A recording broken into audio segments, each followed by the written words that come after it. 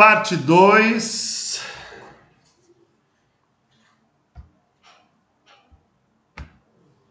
Sobre as fontes de Humboldt. Em Platão, a forma da sensação como conhecimento no indivíduo. A partir da compreensão de que as sensações são individuais, elas não poderiam ser o conhecimento, porque esse, de modo algum, poderia ser individual. O conhecimento não pode ser definido. A definição seria um nome ou outro nome que pudesse servir de definição. Nomes só existem nas línguas e, no teteto, estavam estudando o indivíduo. No indivíduo, tudo é sensação. As sensações sempre são carentes de explicações. Através das personagens, Platão pontua que um dos caminhos para essa fórmula é a palavra, mas existiriam outros, como símbolos ou a divisão do todo em partes e o exame detalhado dessas partes. O indivíduo é o ser que tem alma, portanto, é o animal. Essa ideia começou em Platão, no Fedão, e atravessou a filosofia da linguagem até a atualidade. A individualidade do ser humano transcende a condição da animalidade, indivíduo da natureza, e atinge a condição da espiritualidade, sujeito da cultura. De todas as formas, o ser humano deseja não ser um animal e se ofende ao ser comparado a um. A sociedade humana, o estado aristotélico, apesar de se parecer de muitos modos com as sociedades de insetos como formigas e cupins, é a grande evidência de que o ser humano rejeita sua condição de animal e deseja uma condição espiritual. Etienne Bonnot de Condillac, das sensações nasce o sistema do homem. Condillac foi o primeiro pensador da história da filosofia a dar à língua a função central na formação do ser humano.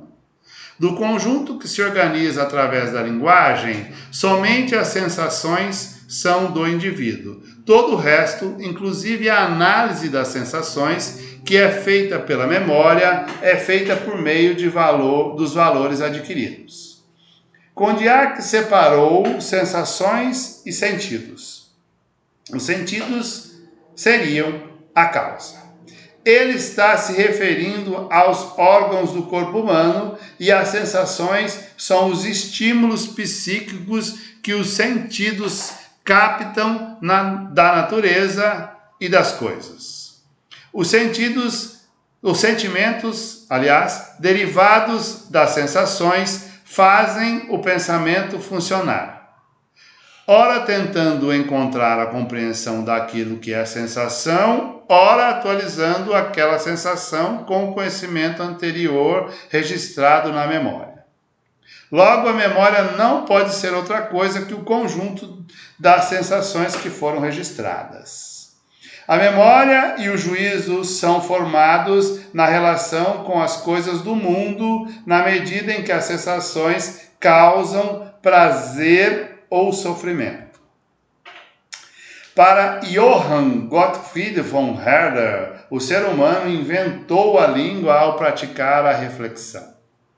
Como animal, todas as sensações intensas do corpo, sobretudo as dolorosas, e todas as paixões fortes da alma são manifestadas em gritos e lamentos.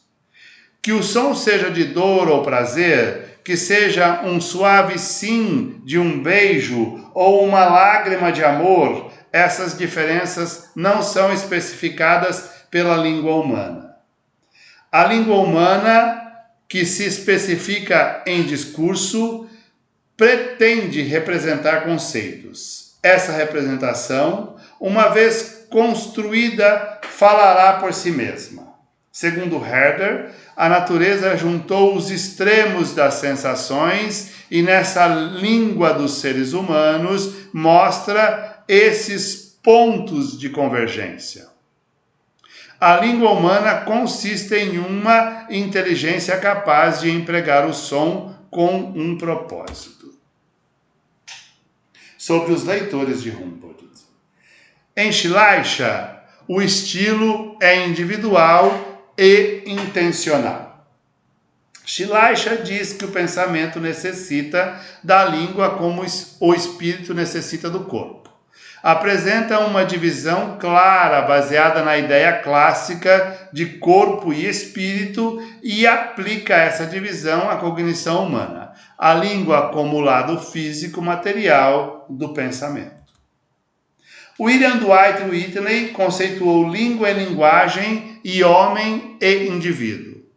Em Whitney, o indivíduo aprende a língua. Diz que, de uma maneira resumida, a linguagem pode ser definida como a expressão do pensamento. Acrescenta que tudo que tem uma forma que se presta a dar forma ao pensamento é linguagem. Pela memorização, acontece todo o aprendizado das línguas, daquela materna do indivíduo e das línguas estrangeiras dos homens, sujeitos cidadãos. Diz que o homem desenvolve sua língua e que o indivíduo tem a faculdade de linguagem. Whitney fez a conceituação do termo linguagem como capacidade humana e a língua como instituição social. Era um estudioso da obra de Humboldt e espelhou-se em seus conceitos para construir os próprios. Concebeu os conceitos de língua e de linguagem, a linguagem como capacidade inata no indivíduo e a língua como adquirida por ele no contexto social em que, enquanto criança, se encontra. A língua é o desenvolvimento social, uma instituição igual às outras instituições da sociedade, todas adquiridas ou aprendidas pelos indivíduos. Leitores da América do Norte. Edward Sapir, na sociedade, o indivíduo adquire a fala. Sapir diz que se um indivíduo humano for abandonado sozinho quando nascer, se ele sobreviver, certamente vai andar, mas não falará. O falar é aprendido, relacionado à cultura, oposto ao andar, que é relacionado à natureza. Sem a sociedade, o ser humano não falaria. Em Leonard Bloomfield, individualidade e subjetividade são concomitantes. O que existe na comunidade é a fala de cada participante. Do conjunto de todas as manifestações se retira a formulação reiterada e repetida, mas que nenhum indivíduo falante tem consciência. Para Bloomfield, o indivíduo é o papel que ele tem no interior da comunidade, o qual ele exerce pela fala da comunidade.